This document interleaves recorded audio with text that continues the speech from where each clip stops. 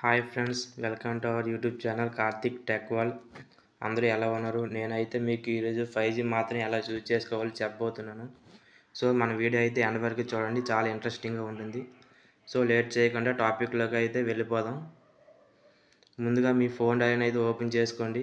అందులో secret code dial చేయాలి. అది మీకు కింద డిస్క్రిప్షన్లో కూడా ఉంది. Secret code star as